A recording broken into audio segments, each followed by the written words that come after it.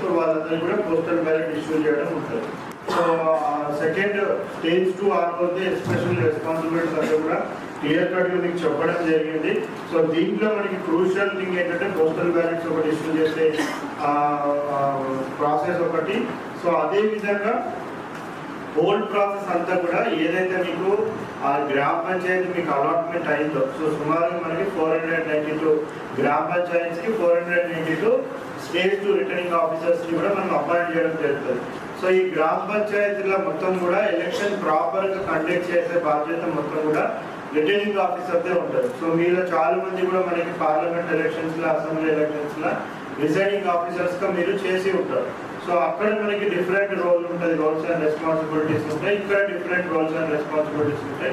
అక్కడ మనం ఈవీఎం ద్వారా చేస్తాం, ఇక్కడనేమో మనము బ్యాలెట్ బాక్స్, బ్యాలెట్ పేపర్స్ ద్వారా చేయడం జరుగుతుంది.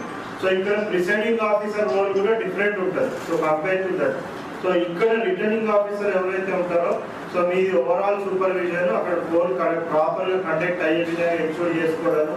సో ఆ గ్రామంలో ఏమైనా లా అండ్ ఆర్డర్ ఇష్యూస్ అయితే కూడా ఇమీడియట్గా మీరు ఆ గ్రామంలో ఎస్హెచ్ఓతో వాళ్ళతో మాట్లాడి అక్కడ లా అండ్ ఆర్డర్ ఇష్యూస్ కూడా ఏమీ జరగకుండా చూసుకోవడము. సో ఏమైనా జరిగే ఛాన్సెస్ ఉంటాయంటే కూడా ముందే అలర్ట్ చేసుకోవడము. వెస్ట్ బెంగాల్, బీహార్ లాంటి స్టేట్స్లో అవన్నీ కూడా జరుగుతూ ఉంటాయి. సో ఆ బూత్ క్యాప్చరింగ్ అవన్నీ అటువంటి ఏం కూడా జరగకుండా చూసుకోవడం, ఎవరైనా భయపెట్టి బూత్ క్యాప్చరింగ్ చేసి, సో పాత సినిమాలలో చూపిస్తున్న సో ఆ బూత్లో ఆ బ్యాలెట్ బాక్స్ పట్టుకొని వెళ్ళిపోవడం, సో అటువంటివి ఏమైనా చేస్తే సో అది ఇమీడియట్గా కూడా మీరు డిస్ట్రిక్ట్ ఎలక్షన్ అథారిటీకి ఇన్ఫార్మ్ చేయడం. సో అక్కడ పోలీస్ సిబ్బందితో అటువంటి జరగకుండా చూసుకోవడం, జరిగినట్టు ఏమైనా అయితే మాకు ఇన్ఫార్మ్ చేయడం. సో ఇటువంటివి అన్నీ కూడా మనము చెక్ చేసుకోవడము. మళ్ళీ అక్కడ ఎవరైనా ఓటర్స్ని ప్రలోభ పెట్టడం అవన్నీ ఏమైనా చేస్తే కూడా మీరు ఇన్ఫార్మేటివ్గా ఇన్ఫార్మ్ చేయడము.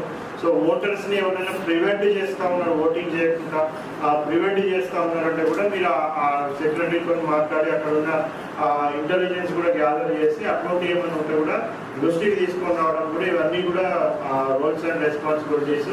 సో ఏంటి అనేటువంటి ఒక ప్లాన్ చేసుకోవాలి.